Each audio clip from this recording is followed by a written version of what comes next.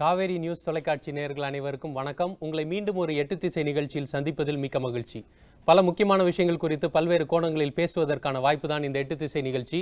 இன்று நாம் பேசவிருக்கின்ற தலைப்பு தேசிய பொருளாதார ஆய்வு நடுவம் வெளியிட்டிருக்கின்ற அறிக்கையில் தமிழ்நாடு தொழிற்துறையில் பின்தங்கி சரிவடைந்திருக்கின்றது என்கின்ற அறிக்கை வெளியாகிருக்கின்றது. இதை குறித்து தான் நாம் இன்று பேசவிருக்கின்றோம்.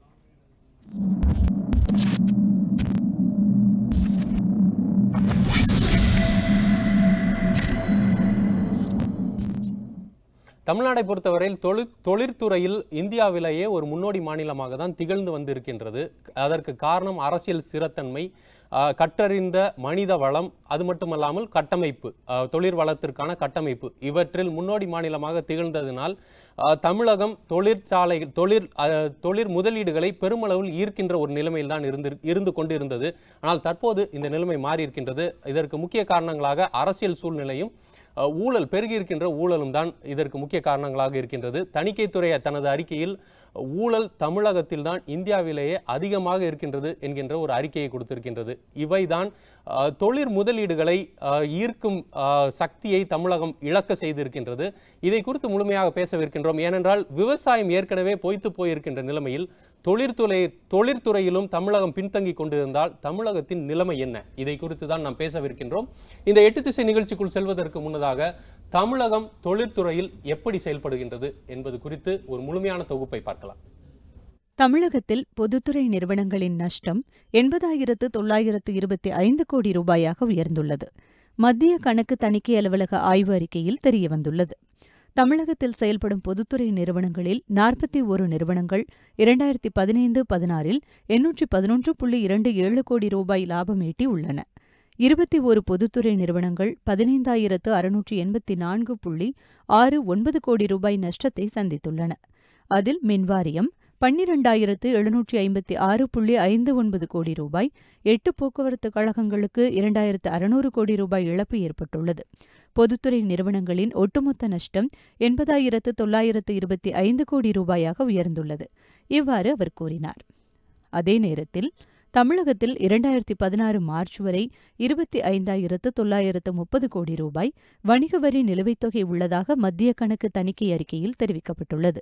தமிழகத்தில் முக்கிய வருவாய் ஈட்டும் சில துறைகளில் பல ஆயிரம் கோடி ரூபாய் வரித்தொகை 5 ஆண்டுகளாக வசூலாகாமல் உள்ளது. இதில் அதிகபட்சமாக வணிக வரித்துறையில் மட்டும் 25,930 கோடி ரூபாய் நிலுவைத் தொகை அரசுக்கு வரவேண்டியுள்ளது. இதுபோல முத்திரை தீர்வை மற்றும் பதிவு கட்டணம் 335 கோடி, மாநில ஆயத்தீர்வை 35 கோடி, வாகனங்கள் மீதான வரி 2.08 கோடி, இரும்பில்லாத கனிமப் பொருட்களை வெட்டி எடுத்தல், உலோகவியல் தொழில் மூலம் 2,683 கோடி மற்றும் மின்சார வரி 133 கோடி ரூபாய் வரி என 29,118 கோடி ரூபாய் அரசுக்கு வரித்தொகை வசூலாக வேண்டி உள்ளது. இவ்வாறு அதில் தெரிவிக்கப்பட்டுள்ளது.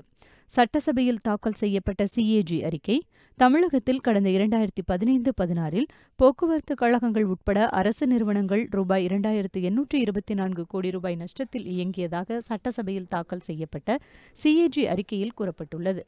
அதிகமாக சென்னை மாநகர போக்குவரத்து கழகத்தில் ரூபாய் 499 கோடி நஷ்டம் ஏற்பட்டுள்ளது.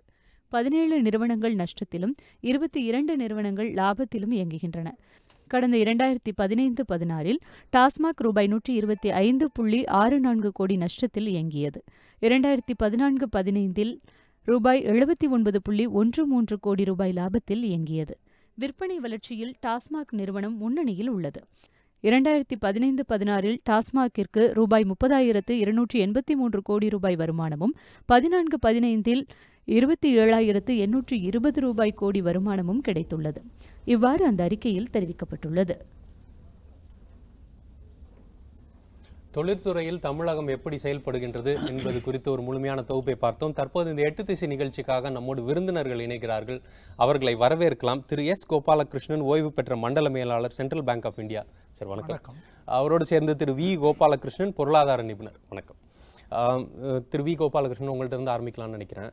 அந்த தொழிற்துறையில் தமிழ்நாடு தற்போது பின்தங்கி இருக்கிறத பார்க்குறோம். ஆனால் பின்தங்கி இருந்தாலும் 3வது இடத்துலேருந்து 6வது இடத்துக்கு இந்திய அளவில் 6வது இடத்துக்கு வந்திருக்கிறோம். ஆனால் இது ஒரு மிகப்பெரிய சரிவின் முன்னோட்டம்னு பார்க்குறீங்களா? இதை எப்படி பார்க்குறீங்க? சரிவு அப்படிங்கிறது ஆல்ரெடி துவங்கி விட்டது. இந்த CAG ரிப்போர்ட்டுடைய அந்த அவுட்கம் அப்சர்வேஷன்ஸ் அப்படிங்கிறத ஒரு ஆச்சரியமான விஷயமோ இல்லை அதிர்ச்சியை அடிக்கக்கூடிய விஷயமோ இல்லை.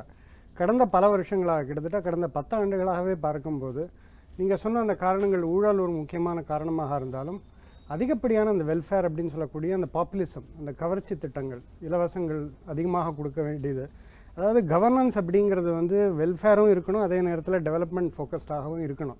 நம்மளுடைய பொருளாதாரம், அது தமிழ்நாடாக இருக்கட்டும் இல்லை இந்தியாவே எடுத்துக்கொண்டாலுமே ஒரு முழுமையான கேபிட்டலிஸ்ட் சொசைட்டி அப்படின்னு எடுத்துக்கொள்ள முடியாது.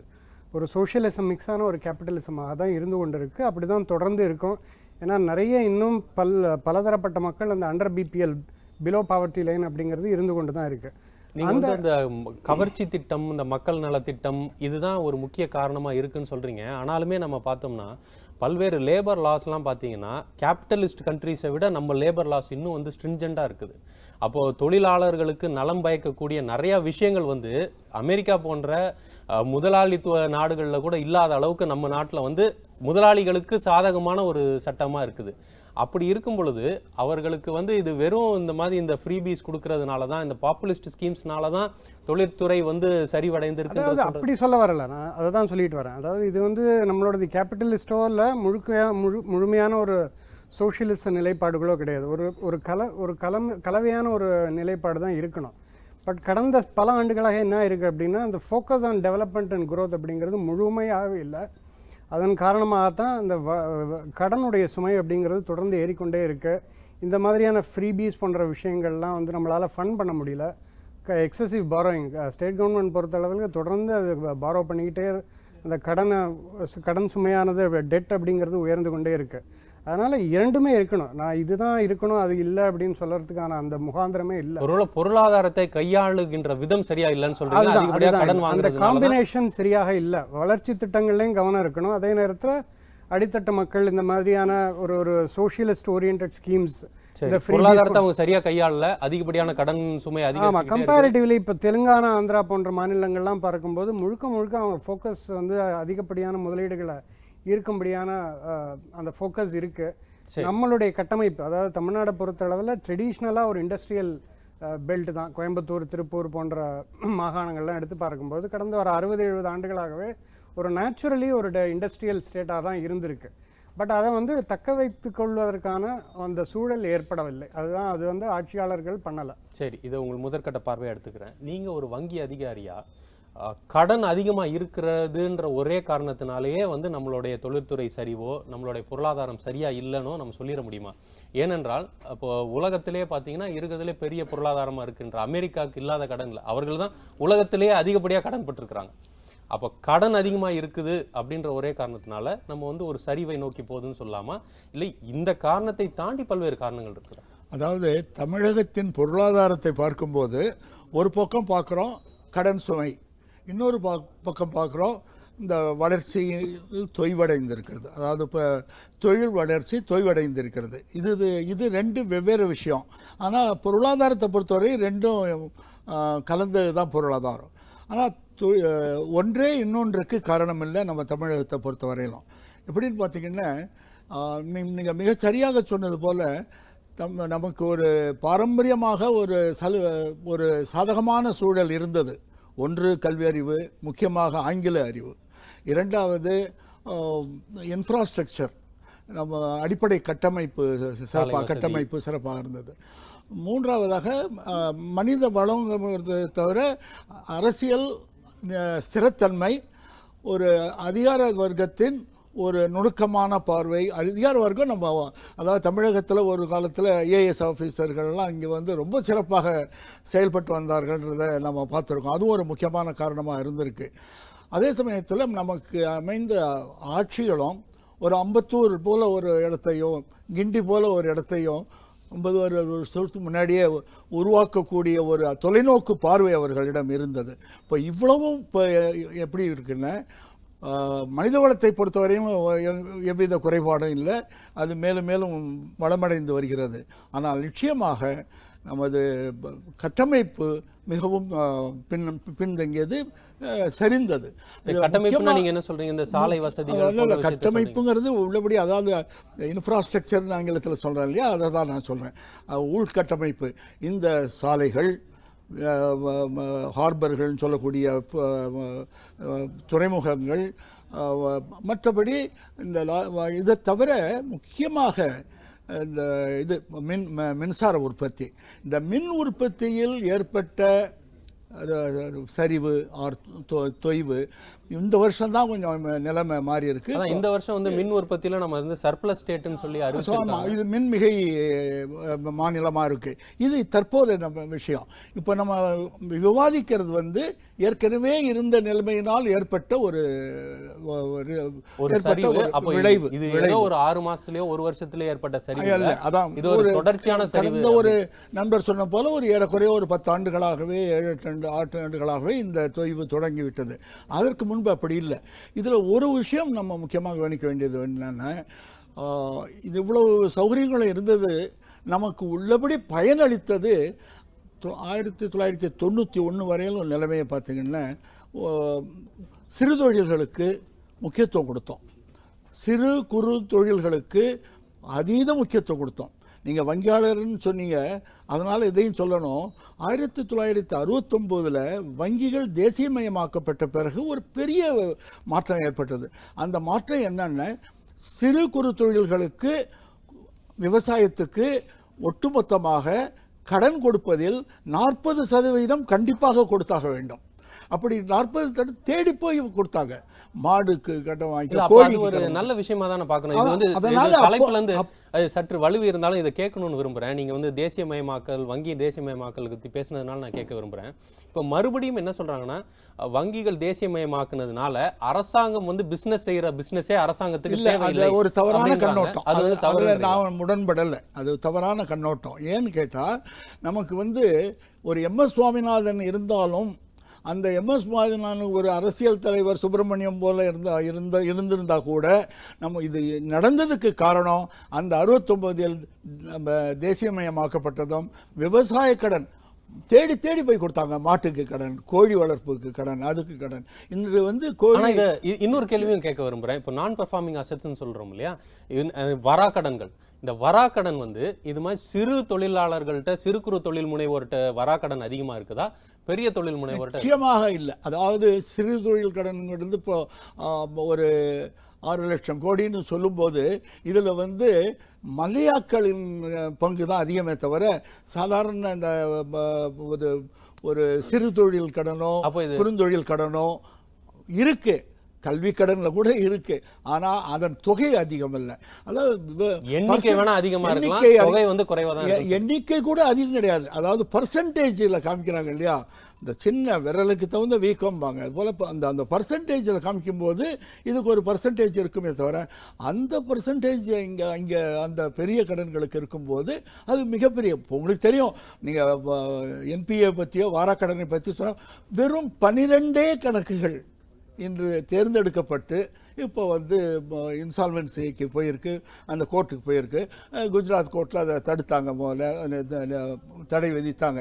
அந்த 12 கணக்குகள் வந்து ஒட்டுமொத்த வாராக்கடனில் ஒரு 50% பெரிய நிறுவனங்கள் திரும்பி வரத்துக்கு நான் முன்னாடி நான் என்ன சொல்ல வரேன்னு, இன்ஃப்ராஸ்ட்ரக்சர் பாரம்பரியமாக சிறப்பாக இருந்தது. ஆனால் நாளடைவில் அதை நாம் ஒரு அவ்வப்போது அதை வளப்படுத்திக் கொள்வோம், அதை அவ்வப்போது அதை மேம்படுத்திக் கொள்வதற்கு தவறிவிட்டோம்ங்கிறது ஒரு நிச்சயமான ஒரு விஷயம். ஒரு நிலையில இருந்தா அந்த நிலையை தக்க வச்சுக்கிறது இன்னும் அதிகமா வேலை செய்யணும். நிற்கிற இடத்துல நிற்கிறதுக்கு நீங்க அதிகமா ஓடணும். சரியா சொன்னீங்க. அது மாதிரி நம்ம செய்ய தவறிவிட்டோம். நண்பர் சொன்னது போல ஒரு காலகட்டத்தில் மிகச்சிறப்பாக இருந்தது. நம்ம முன்னிலை மாநிலமாக கருதப்பட்டது. பட்டியலில் கூட நம்ம 2வது இடத்தில் இருந்திருக்கிறோம். அதாவது குறிப்பாக இன்வெஸ்ட்மெண்ட்ல ஒரு பீரியட்ல அதான் நம்ம வந்து அந்த நிலைமையை தக்க வச்சுக்கல. 92, 93, 94 நான் துல்லியமாக சொல்ல முடியும், அறுதியாக சொல்ல முடியும். அதாவது மகாராஷ்டிராவுக்கு அடுத்தபடியாக தமிழ்நாடு இருந்த காலம் ஒன்று இருந்தது. அப்புறம் தான் 3வது இடத்துக்கு வந்தது. இப்பொழுது 6வது இடத்துக்கு செஞ்சிருக்கிறோம். சரி, அதான் நம்ம வந்து அதை தக்க வச்சுக்கலன்றது சொல்றீங்க. நம்ம பல்வேறு விஷயங்களை தொடர்ந்து பேசலாம். திரு வி. கோபாலகிருஷ்ணன், நீங்க அதாவது ஐயா சொன்னதுல ஒரு முக்கியமான விஷயத்தை சொல்லியிருக்கிறாரு. அதாவது நம்ம வந்து இந்திய பொருளாதாரம் பார்த்தீங்கன்னா பெரும்பாலும் ஒரு 70% வந்து அமைப்பு சாரா தொழில்களை கொண்டதா ஒரு பொருளாதாரமா இருக்கு. அப்ப இந்த அமைப்பு சாரா தொழில்கள்ல வந்து இந்த சிறு குறு தொழில்கள் அதிகமா இருக்குது. இந்த சிறு குறு தொழில்களோட பங்கு வந்து நம்மளோட பொருளாதாரத்துல பெருமளவு இருக்குது. ஆனா நம்ம ஒரு பொருளாதாரத்தை குறித்து பேசும் பொழுது பெரிய நிறுவனங்கள், பெரிய முதலீடுகள் இந்த அளவுல தான் பேசிட்டு இருக்கிறோம். பெரிய நிறுவனங்களின் பேரு, அவர்களுக்கான சலுகைகள், இது போன்றுதான் பேசிட்டு இருக்கிறோம். இவர்களுக்கு இந்த சிறு குறு தொழில் முனைவோருக்கான சலுகைகளை அரசாங்கம் செய்தாலே நம் தொழிலில் முன்னேறி செல்ல முடியாதா? நிச்சயமாக. அதாவது யாரையுமே நெக்லெக்ட் பண்ணுறதுக்கான அவசியமே இல்லை. அது வந்து பெரிய தொழில்களாக இருக்கட்டும், இல்லை பெரிய தொழில்களுடைய அந்த நேம் எதனால் ஹெட்லைன்ஸில் வருது அப்படின்னா அவங்களோட இன்வெஸ்ட்மெண்ட் சைஸ். ஒரு ப்ராஜெக்ட் ஒரு ஸ்டேட்டுக்கு வரும்போது அது மிகப்பெரிய ஒரு தாக்கத்தை ஏற்படுத்தும். வேற நீங்கள் சொல்கிற இந்த எஸ்எம்இஸ் எல்லாம் ரொம்ப ஸ்கேட்டர்டாக இருக்கிறனால, பரவலாக எல்லா இடத்துலையும் இருக்கிறனால அந்த அளவுக்கு நமக்கு தெரியல. பட் இரண்டுமே இல்லை, அதுதான் அதற்காக இவர்களுக்கான முக்கியத்துவம் இல்லையோன்றதான என்னோட கேள்வியாக இருக்குது. ஏன்னா சிறப்பு பொருளாதார மண்டலம்னு சொல்லிட்டு அவர்களுக்கான வரி சலுகையிலிருந்து பல்வேறு சலுகைகளை தரணும். அவர்கள் வந்து அவர்களுக்கான நிலம் வந்து அவர்களுக்கு ரொம்ப குறைந்த விலையில் கிடைக்குது, அவர்களுக்கான மின்சாரம் அவர்களுக்கு குறைவான விலையில் இருக்குது, பல்வேறு சலுகைகள் இருக்குது. இது மாதிரியான சலுகைகள் இப்படி சிறு குறு தொழில் முனைவோருக்கு இருக்குதான்னு கேட்க. இல்லை, சலுகைகள் இருக்குது. அதான் அந்த ஃபோக்கஸ் டு டெவலப். அதாவது ஒரு இண்டஸ்ட்ரியல் டவுன், இப்போ ஹியூண்டாய் அப்படிங்கிற ஒரு நிறுவனம் எடுத்துக்கொண்டு பார்க்கும்போது இருங்காட்டுக்கோட்டையில் அதை சுற்றி ஒரு 100, 200, 300 கம்பெனிகள் இருக்கும். எல்லாமே அதை நம்பி இருக்கக்கூடிய ஆன்சிலரி யூனிட்ஸாக இருக்கும்.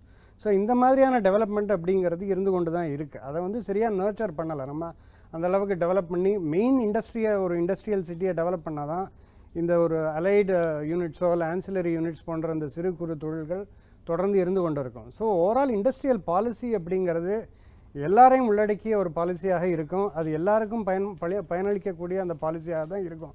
அப்படி இருந்தால் தான் அந்த க்ரோத் அப்படிங்கிறது எல்லாருக்கும் சென்றடையும். அந்த ஈவன் ஸ்மாலர் கம்பெனிஸ் கூட அந்த க்ரோத் சென்றடையும். அவர்களுக்கு உண்டான தேவை இருக்குது. ஒரு பெரிய நிறுவனம் வரும்பொழுது அவங்க எல்லாத்தையும் அவங்க பண்ண மாட்டாங்க, அவுட் சோர்ஸ் தான் பண்ணுவாங்க.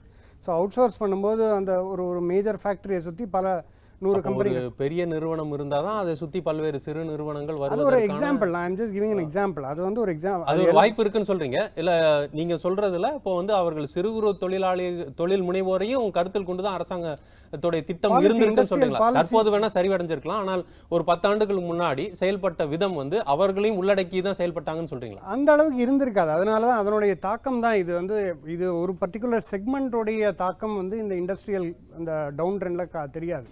எல்லாருடைய ஒரு டோட்டல் ஃபெயில் ஆகும்பொழுது தான் அதனுடைய ரிஃப்ளெக்ஷன் ஓவரால் நம்பரில் வருமே தவிர, ஒரு பர்டிகுலர் செக்மெண்ட் நல்லா இருந்தது அப்படின்னா, அதாவது இப்போ சிறு குறு தொழில்கள் சரியாக இருந்தது அப்படின்னா அது it will go up to the top. அது பெரிய நிறுவனம் வரைக்கும் அதனுடைய அந்த ரிஃப்ளெக்ஷன் இருக்கு. அது ஒட்டுமொத்தமாக எல்லாத்தையும் ஒரு உள்ளடக்கிய வந்து கொள்கை இருந்திருக்காது. அதனால தான் அதன் தொடர்ச்சி தான் இந்த சரிவு. அதனுடைய அந்த உள்ளடக்கிய ஒரு காம்ப்ரிஹென்சிவ் பாலிசி அப்படிங்கிறது இருக்கல. அந்த ஃபோக்கஸ் ஆன் கவர்னன்ஸ் அப்படிங்கிறது இருக்கல. சரி, அந்த முழுமையான பார்வை இல்லை, அதன் தொடர்ச்சி தான் அந்த சரிவுன்னு சொல்றீங்க. தற்போது தமிழ்நாடு ஒவ்வொரு துறையிலும் சரிவை சந்தித்திருக்கின்றது. இதை குறித்து ஒரு தொகுப்பை பார்க்கலாம். தமிழ்நாடு முதலீடு உகந்த மாநிலங்கள் பட்டியலில் சரிவை சந்தித்து வருகிறது. ஒரு மாநிலத்தில் வறுமையை ஒழிப்பதில் வேலை வாய்ப்புக்கு முக்கிய பங்குண்டு. வேலை வாய்ப்பு வேண்டுமென்றால் தொழில் வளர்ச்சி தேவை. தொழில் வளர்ச்சி பெற வேண்டுமானால் முதலீட்டாளர்கள் தேடி வரக்கூடிய மாநிலமாக அது இருக்க வேண்டும். ஒரு மாநிலம் தொழில் முதலீடுக்கு உகந்த மாநிலமா என்பதை 6 அளவீடுகளை அடிப்படையாக வைத்து NCAER national counselling of applied economic research கணக்கீடு செய்கிறது. அவை வருமாறு: நிலம், தொழிலாளர்கள், உள்கட்டமைப்பு, பொருளாதார சூழல், அரசியல் ஸ்திரத்தன்மை, சிறந்த நிர்வாகம் மற்றும் வணிக ஒழுங்கு. இந்த அடிப்படையில் கணக்கிட்டால் கடந்த ஆண்டை போலவே குஜராத்தும் டெல்லியும் நடப்பு ஆண்டிலும் முறையே முதல் 2 இடங்களை தக்க வைத்துள்ளன. கடந்த ஆண்டு 3வது இடத்தில் இருந்த தமிழ்நாடு 6வது இடத்திற்கு சரிந்திருக்கிறது. கடந்த ஆண்டு 4வது இடத்தில் இருந்த ஆந்திரா ஒரு இடம் முன்னேறி 3வது இடத்தை பிடித்திருக்கிறது. 2016இல் 16வது இடத்தை பிடித்திருந்த ஹரியானா ஆச்சரியப்படத்தக்க வகையில் 12 இடங்கள் முன்னேறி 4வது இடத்திற்கு வந்திருக்கிறது. தொழில்துறைக்கான நிலம் மற்றும் தொழிலாளர்கள் கிடைப்பதில் உள்ள பிரச்சனைகள், உள்கட்டமைப்பு வசதியின்மை, நிர்வாக குளறுபடிகள் ஆகியனவே தமிழகத்தில் தொழில் தொடங்க தொழில் முனைவோர் தயங்குவதற்கான காரணங்களாக பட்டியலிடப்படுகின்றன. அதே சமயம் தொழிற்பூங்காக்கள் அமைந்திருப்பது, தொழில்நுட்ப கல்வியறிவு மிக்கவர்கள் இருப்பது, உள் மாநில உற்பத்தி பொருட்களின் சந்தை வலுவாக இருப்பது ஆகியவை காரணமாகவே இன்னமும் டாப் 10க்குள் தமிழகம் இருப்பதாக தெரிவிக்கப்பட்டுள்ளது. கடந்த ஆண்டு மத்திய அரசின் தொழில் கொள்கை மற்றும் மேம்பாட்டுத்துறை, உலக வங்கி ஆகியவை இணைந்து வர்த்தக சீரமைப்பு பணியில் சிறந்த மாநிலங்களை பட்டியலிட்டன. அதில் தமிழ்நாடு ஏற்கனவே இருந்த இடத்தில் இருந்து 6 இடங்கள் பின்தங்கி 18வது இடத்திற்கு சென்றது. அதாவது இந்தியாவில் வளர்ச்சியடைந்த மாநிலங்களில் கடைசி இடம் இது. முந்தைய ஆண்டான 2015 நாட்டின் மொத்த அந்நிய முதலீடு ஈர்ப்பில் 13.1% தனக்கே வைத்திருந்த தமிழ்நாடு 2016 2.9% வீழ்ந்தது. இந்த சூழலில் நடப்பு ஆண்டு தொழில் முதலீட்டுக்கு உகந்த மாநிலங்கள் பட்டியலிலும் தமிழகம் பின்னோக்கி பாய்வது தொழில்துறைக்கு கவலை தரும் அம்சமாகும். ஒரு துறையிலும் தமிழகம் சந்தித்த சரிவு குறித்து ஒரு தொகுப்பை பார்த்தோம். இப்போ வந்து நம்ம பல்வேறு விஷயங்கள், அதாவது கடன், அதை குறித்து பொருளாதாரம் குறித்தெல்லாம் பேசணும். இப்போ கட்டமைப்பு குறித்தும் பேசணும். அதை நம்ம வந்து தக்க வச்சுக்கலன்றது சொன்னீங்க. இப்போ வந்து அந்நிய முதலீடை ஈர்ப்பதில் வந்து தமிழ்நாடு சென்ற ஆண்டு வந்து 13.5% கிட்ட இந்திய மொத்த முதலீட்டில் 13% தமிழ்நாட்டுக்கு வந்திருக்கு. ஆனால் இந்த ஆண்டு வந்து இந்த நிதியாண்டில் நம்ம அது 2.9% குறைஞ்சிருச்சு. இப்படி ஒரேடியாக இவ்வளவு குறையிறதற்கான வாய்ப்புகள் இருக்குதா? அதற்கு காரணம் வந்து ஏதோ நாம் மாற்ற முடியாத விஷயங்கள் வந்து பல்வேறு விஷயங்கள் நடந்துருச்சா, பின்னோக்கி செல்ற திசையில நோக்கி போயிருச்சா? இதை எப்படி பார்க்குறீங்க? அதாவது வெளிநாட்டு முதலீடை ஈர்ப்பதற்குங்கிறதுக்கு 2 முக்கியமான விஷயங்கள் வேணும். ஒன்று வந்து அடிப்படை கட்டமைப்பு நம்மிடம் சிறப்பாக இருக்கிறதா. ஒரு காலத்தில் இருந்தது, ஆனால் நம்ம அப்டேட் பண்ணிக்கவில்லை. அது ஆண்டுக்காண்டு அதை தொடர்ந்து அதை முன்னிலைப்படுத்தியிருக்க வேண்டும். அதில் நீங்கள் ஏற்கனவே கூறியது போல் மின்சாரத்தை பற்றிய வரை இப்பொழுதுதான் நாம் மின்மிகை மாநிலமாக இருக்கிறோம். சென்ற ஆண்டு வரை நாம் அப்படி இருக்கவில்லை. அது ஒரு முக்கியமான காரணம். அதே போல் இங்கே வந்து மான்சூனும் 2 கண்டினியூஸாக ஃபெயிலியர் ஆனது ஒரு பின்னடைவு. அந்த பின்னடைவு எல்லாத்திலையும் தாக்கம் செய்யும். மூன்றாவதாக, ஒரு அரசியல் பற்றி குறிப்பிடாமல் இருக்க முடியவில்லை. அந்த அரசியலில் ஒரு திறமைங்கிறது தான் முக்கியம். அந்த திறம்பட செயல்படுகிறார்களா? ஈஸ் ஆஃப் டூயிங் பிஸ்னஸ்ன்னு சொல்கிறாங்க. இப்போ அந்த ஈஸ் ஆஃப் டூயிங் பிஸ்னஸ்ன்ற அந்த வாக்கியம், அந்த வார்த்தை வேண்டுமானால் புதிதாக இருக்கலாமே தவிர அடிப்படை தேவை அது தொழில் செய்வதற்கு உகந்த சூழல். அந்த உகந்த சூழல் இல்லையோ அப்படின்ற ஒரு நிலைமை இந்த கடந்த சில ஆண்டுகளாக ஏற்பட்டிருக்கிறது. அதுக்கு மழையை மட்டும் குறை சொல்ல முடியாது, மின்சாரத்தை மட்டும் சொல்ல முடியாது. நிர்வாக இயந்திரம் சிறப்பாக செயல்பட்டதா என்பதை பார்க்க வேண்டும். சரி, இதுல எனக்கு இன்னொரு கேள்வி இருக்கு. நீங்க வந்து இந்த அடிப்படை கட்டமைப்பு, இந்த இன்ஃப்ராஸ்ட்ரக்சர் பத்தி பேசும்பொழுது, நம்ம தமிழ்நாடை தாண்டி மற்ற மாநிலங்கள்லாம் பார்த்தோம்னா அந்த தலைநகர் சிறப்பா இருக்கலாம். கர்நாடகாவில் கூட பெங்களூர் சிறப்பா இருக்கும். அதுல இருந்து ஒரு 70-80 கிலோமீட்டர் தாண்டி போயிட்டோம்னா சாலை வசதியோ எந்த ஒரு அடிப்படை வசதி இல்லாமல் மின்சாரம் இல்லாத நிறைய கிராமங்கள்லாம் நம்ம பார்க்க முடியுது. தமிழ்நாட்டில் வந்து அந்த நிலைமைக்கு இல்லை. மின்சாரம் வந்து கூடுமான அளவுக்கு தமிழ்நாடு முழுக்க எல்லா மலை கிராமங்களை தவிர மற்ற எல்லா கிராமங்களும் மின்சாரம் இருக்குது, சாலை வசதி இருக்கின்றது, இப்படி பல்வேறு விஷயங்கள் இருக்கின்றது. ஆனால் இதுலேயும் நம்ம எந்த விதத்தில் நம்ம குறைவுபட்டிருக்கோம்? அதாவது நான் 2 சொன்னேன். ஒன்று டேஞ்சிபிள், இன்னொன்று இன்டேஞ்சிபிள். ஒன்று கண்ணால் பார்க்கக்கூடியது, தொட்டு பார்க்க முடியாது, தடையை பார்க்க முடியாது. இன்னொன்று உணரக்கூடியது. அந்த நீங்கள் சொல்கிற அடிப்படை கட்டமைப்புகளில் நம்ம அவ்வளோ மோசம் இல்லைங்கிறதுல நிச்சயம். யானை படுத்தாலும் குதிரை மட்டும் வார்கள். நாம் ஒரு காலத்தில் எவ்வளோ சிறப்பாக இருந்தோமோ, நாம் ஓரளவு சரிவடைந்தால் கூட நாம் மற்றவர்களோடு ஒப்பிடும்போது அவர்களுக்கு இணையாகவோ கிட்டத்தட்ட அதே நிலைமையிலே இருக்கிறோம். நம்மோட ஒப்பிட்டு பார்க்கும்போது நம்ம குறைவடைஞ்சிருக்கோம். ஆமாம், நம்ம கடந்த காலத்தோடு ஒப்பிட்டு பார்க்கும்போது இப்பொழுது நாம் அந்த அளவுக்கு இல்லை என்பது தான் வருந்தத்தக்க செய்தி. ஒன்று. ரெண்டாவது, இன்னொன்று, இந்த ஈஸ் ஆஃப் டூயிங் பிஸ்னஸ் சொன்னேன் இல்லையா, அதுதான் மிஸ்ஸிங். அதாவது இங்கே வந்து ஒரு விண்ணப்பம் கொடுத்தால் உடனடியாக சிங்கிள் விண்டோ சிஸ்டம்னு ஒன்று கொண்டு வரப்பட்டது. அந்த சிங்கிள் விண்டோ சிஸ்டம் மாத்திரமாக சிறப்பாக செயல்படுத்தப்படுமையான பட்டிருக்குமே ஆனால் நமக்கு எவ்வளவோ. சரி, அந்த ஒற்றைச்சாளர முறை வந்து கொண்டு வர வந்திருந்தா அது வந்து ஒருவேளை பல்வேறு விஷயங்களுக்கு வசதியாக, அது ஒரு நல்ல சிறப்பான கருத்து, கான்செப்ட். ஆனால் அதை செயல்படுத்தும் விதத்தில் இப்போ வந்து இந்த நிர்வாக இயந்திரத்திலேயே அந்த உரிமம் பெறுவதற்கு அவர்களுக்கு இதிலே சுற்றி வரதுனால முக்கியமான காரணம். நம்ம வந்து 2 விதத்தில் எழுந்திருக்கோம்.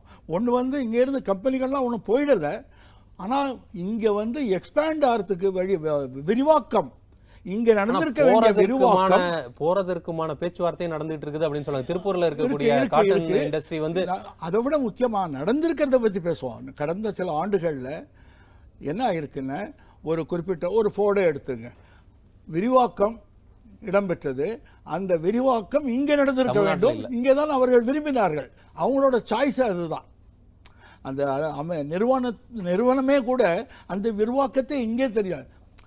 தெரிந்த பூமி, தெரிந்த மக்கள், தெரிந்த நிலைமை, தெரிந்த ஒரு சைக்காலஜி. நம்ம எதுக்கு இன்னொரு இடத்துல போய் விஷ பரீட்சை பண்ணணும், இன்னொரு இடத்துல போய் ஏன் முயற்சி தமிழ்நாடு அதற்கான வாய்ப்பு கொடுக்கல, அதனால வெளியே போயிட்டாங்க. விரிவாக்கம் அடைந்தாலே தொழில்துறையினர் அது பெரிய வளர்ச்சியாக தான் இருக்குன்னு சொல்றீங்க திரு வி கோபாலகிருஷ்ணன். அதாவது தமிழ்நாட்டில் வந்துட்டு தொழில் ஒரு சரிவு ஏற்பட்டிருக்குன்றதை நம்ம பேசுறோம். ஒட்டுமொத்த இந்திய அளவுலையும் ஏற்பட்டிருக்கின்ற சரிவின் தாக்கம் தான் இங்க தமிழ்நாட்டிலும் இருக்குதுன்றது தான் தமிழ்நாட்டு அதிகாரிகள் தரப்புல அவர்கள் சொல்லக்கூடிய விஷயம். ஒட்டுமொத்த இந்தியாவிலையுமே ஒரு சரிவு தான் சந்திச்சிட்டு இல்லை அப்படி. அதாவது இப்போ நிறைய இந்த ரிஃபார்ம்ஸ் எல்லாம் இருக்கிறதுனால, இப்போ ஃபார் எக்ஸாம்பிள் இந்த டிமானிட்டைசேஷனால் நடப்பு அந்த காலாண்டு இந்த குவார்டர்லி ஜிடிபி ஃபிகர்ஸ் எல்லாம் எடுத்து பார்க்கும்போது அதனுடைய அந்த தாக்கம் இம்பேக்ட் இருந்திருக்கு. பட் ஓவராலாக நம்மளுடைய எக்கானமி ஆன் த ஹோல் ஒரு க்ரோத் ட்ரெஜெக்டரியில் தான் இருக்குது. உலகளாவிய குளோபல் எக்கானமிஸ் எடுத்துக்கொண்டாலே India is one of the fastest growing economies தான். இன்னும் எல்லா ஏஜென்சிஸும் அதை சொல்லிட்டு தான் இருக்காங்க. வேர்ல்டு பேங்காக இருக்கட்டும், இல்லை IMF-ஆக இருக்கட்டும், எல்லா குளோபல் ஏஜென்சிஸுமே இந்தியாவுடைய க்ரோத் அப்படிங்கிறது அந்த ஷார்ட் டேர்மில் பிளிப்ஸ் இருக்கும். அந்த ஏற்ற இறக்கம்ங்கிறது அந்தந்த நடப்பு இருக்கக்கூடிய அந்த பொருளாதார விஷயங்கள் சார்ந்த விஷயங்கள் இருக்கும். But India on the whole it is not growing அப்படிங்கிறது நிச்சயமாக ஏற்றுக்கொள்ள முடியாது. Tamil Nadu it is state specific factor தான். ஈஸ் ஆஃப் டூயிங் பிஸ்னஸ் முக்கியமான காரணம். தமிழ்நாடு இந்த மாதிரியான ஒரு கிரைசிஸில் இருக்கிறதுக்கு முக்கியமான காரணம், ஒரு தொழில் துவங்க வந்தால் யார்கிட்ட போய் பார்க்கணும், யார் ஹூ இஸ் அ பர்சன், யார் அந்த ஃபைனல் அத்தாரிட்டி, அந்த மாதிரியான விஷயங்கள் இல்லை. அந்த ease of doing business, corruption, ஒரு தொழில் துவங்க வந்தால் அவங்களால இங்கே நடைமுறைப்படுத்த முடியாமல் அவங்க விட்டு போகக்கூடிய சூழல் ஏற்பட்டிருக்கு. இன்ஃப்ராஸ்ட்ரக்சர் ஃபோக்கஸ், அதாவது இந்த 2015 ஃப்ளட்ஸ் எல்லாம் பார்த்தோம். அதற்கு பிறகு பல நிறுவனங்கள், எனக்கு தெரிஞ்ச IT நிறுவனங்கள்லாம் பயப்பட ஆரம்பிச்சிருக்காங்க. அவங்களுடைய சென்டர்ஸ் எல்லாம் மாறுறதுக்கான வாய்ப்புகள் இருக்கா அப்படிங்கிற ஒரு சூழலே ஏற்பட்டது. ஸோ இந்த மாதிரி ஒரு டிசாஸ்டர் மேனேஜ்மெண்ட் பாலிசி இல்லை, ஒரு இன்ஃப்ராஸ்ட்ரக்சர் பில்ட் பண்ணக்கூடிய விஷயங்கள் இல்லை. முக்கியமாக இந்த மாதிரி பொலிட்டிக்கல் இன்ஸ்டெபிலிட்டி, இதுவும் ஒரு முக்கியமான காரணம். அதாவது இப்போ ஒரு ஃபாரின் இன்வெஸ்டராக நான் ஒரு முதலீட்டுக்கு வந்தேன் அப்படின்னா முதல்ல பார்க்கறது பொலிட்டிக்கல் ஸ்டெபிலிட்டி தான். அதான் அது இன்வெஸ்டர் சென்டிமெண்ட்னு சொல்றது ரொம்ப குறைவா இருக்குது. அதாவது இப்போ இந்தியாவில் தான் இந்த மாதிரியான ஒரு ரொம்ப வைட் கேப்ஸ், ஒரு லீடருக்கும் அடுத்த செட் ஆஃப் பீப்புளுக்கும். இப்போ ஃபாரின் கண்ட்ரீஸ்லாம் போனால் குளோபல் அந்த CEOs, கார்பரேட் CEOs எல்லாம் they will easily meet the American பிரசிடெண்ட்டாக இருக்கட்டும், இல்லை குளோபல் லீடர்ஸ் எல்லாம் ரொம்ப ஈஸியாக அவங்க மீட் பண்ணுவாங்க. ஏன்னா அவங்களுக்கு அந்த நிறுவனங்களுடைய பங்களிப்பு தேவை. இங்கே உறுதியான தலைமை இல்லை, அதனால தலைமை இருந்தது, பட் அதற்கு உண்டான அந்த ஆக்சஸ் இல்லை, ஆக்சஸ் டு த லீடர்ஷிப் இல்லை. யாரை போய் பார்த்து எப்படி நடக்கும் அப்படிங்கிறதுக்கு இல்லை. தொழில் அதிபர்களுக்கு, தொழில் முனைவோருக்கான ஒரு நிச்சயமாக நான் ஒரு 10,000 கோடி முதலீடு பண்ண வரேன் அப்படின்னா ஐ வில் நாட் மீட் ஒரு ஜாயிண்ட் செக்ரட்டரி மீட் பண்ணி நான் டீல் பண்ண மாட்டேன். I would want to meet the chief மினிஸ்டரோ இல்லை சீஃப் செக்ரட்டரியோ, அந்த மாதிரி ஒரு உயர் மட்டத்தில் இருக்கிறவங்களை மீட் பண்ணி அவங்களுடைய அந்த கம்ஃபர்ட், அதாவது சப்போர்ட் கிடைக்கும் அப்படிங்கக்கூடிய அந்த வேர்ட்ஸ் ஆஃப் கம்ஃபர்ட் இருந்தால் மட்டும்தான் அதான் அந்த இன்வெஸ்டர் சென்டிமெண்ட்டை இம்ப்ரூவ் பண்ணும் அப்படின்றத நீங்க சொல்றீங்க. அதாவது இந்திய அளவுல பெரிய சரிவு இல்ல, அது ஏற்ற இறக்கம் இருக்கும், அது பெரிய சரிவு இல்ல. அதாவது சரிவு இருந்தாலும் இது அதனால அல்ல. இந்த தொழில்துறை சரிவு தமிழ்நாடு நம்மளுடைய சார்ந்த மேக்கிங் தான். சரி, ஒரு வங்கியாளரா இப்போ ஒரு சமீபத்துல ரகுராம் ராஜன் மத்திய வங்கி ஆளுநர், முன்னாள் ஆளுநர், அவர் சொன்னது பொழுது saving capitalism from the capitalist அப்படின்றது தொழிலாளித்துவத்தை முதலாளிகளிடமிருந்து காப்பாற்றுவது அப்படின்ற ஒரு இதை சொல்லியிருந்தார். ஏன்னா அந்த வராக்கடன்களை தான் அவர் அதிகமாக குறிப்பிட்டிருந்தார். அந்த வராக்கடன்களை திருப்ப மீட்டெடுப்பதற்கான முயற்சி அதையெல்லாம் அவர் சொல்லியிருந்தார். அதை தற்போது இருக்கின்ற ஆளுநர் உர்ஜித் பட்டேல் அது முயற்சி செஞ்சார். ஆனால் இது நீதிமன்றங்களும் அதை தடுத்துருச்சு. இப்போ அவர் எடுக்கின்ற முயற்சிக்கு முட்டுக்கட்டை போட்டுருச்சு. இப்போ மல்யா போன்றவர்கள் இன்னும் அவர்களை நீதிக்கு கொண்டு வர முடியாத ஒரு சூழ்நிலையில தான் இருக்கிறோம். இப்போ இதெல்லாம் எப்படி பார்க்குறீங்க? இந்த வராக்கடன்கள் இதை கையாள்வது அரசாங்கம் தவறாக கையாளுதா, வங்கிகள் தவறாக கையாளுதா, இல்லை கொள்கையே தவறாக இருக்குதுன்னு நினைக்கிறீங்களா? மூணும் தவறு. எப்படின்னு கேளுங்க. கொள்கை எப்படி இருந்ததுன்னா, நம்ம ஆரம்பிச்சதுல சோஷியலிஸ்டிக் பேட்டர்ன் ஆஃப் சொசைட்டின்னு தான் ஆரம்பித்தோம். நம்ம ஆரம்பிக்கும் போது பொதுத்துறை நிறுவனங்களுக்கு முக்கியத்துவம் கொடுத்தோம். இப்போ பொதுத்துறை நிறுவனமாக அது ஒரு பாவப்பட்ட, அதாவது ஒரு திண்டத்தகாத விஷயம். அது அரசின் வேலை வணிகம் செய்வது அல்ல. பொதுத்துறை நிறுவனத்தை குறைக்கணுன்ற அளவுக்கு மனப்பான்மை அளவு நம்ம வந்திருக்கோம். அதனால தான் ஒவ்வொரு தரையும் இந்த டிஸ்இன்வெஸ்ட்மெண்ட்டுங்கிறது அதிகரித்து கொண்டே போகிறது. நான் எதை சொல்கிறேன்னா இது செய்யக்கூடாதுன்னு சொல்லலை. இது வந்து நமது மனப்பான்மை ஆரம்ப கட்டத்தில் எப்படி, அதாவது 1991க்கு முன்பு உதாரணமாக அதே சிறு தொழில் கடன்களை எடுத்துக்கொள்ளுங்கள், சட்டம் அப்படியே இருக்குது. அந்த 40% கடனை ஒரு வங்கி ஒரு கடன் கொடுத்தால் ஒரு தொகையை 40% சிறு தொழில் கடன்களுக்கு தான் கொடுக்கணும்னு இருக்குது. ஆனால் ஏட்டளவில் 40% இருந்தால் கூட நிஜமாக இல்லை. அது என்ன காரணம்னு கேட்டிங்கன்னா, சிறு தொழில்களுக்கோ அல்லது சிறு விவசாயிகளுக்கோ கொடுக்காம ஒரு ஃபார்முக்கு கொடுத்துட்டீங்கன்னு வைங்க, பெரிய ஃபார்முக்கு, அங்கே முதலாளிக்கு நீங்கள் உதவுறீங்க. ஆனால் எழுத்தில் காட்டும்போது அக்ரிகல்ச்சர் லோனுன்னு காட்டுறீங்க. ஸோ கொள்கை அளவில் கூட நம்ம மனதளவில் நம்ம ஈடுபாடுடன் செய்யலைங்கிறது ஒன்று.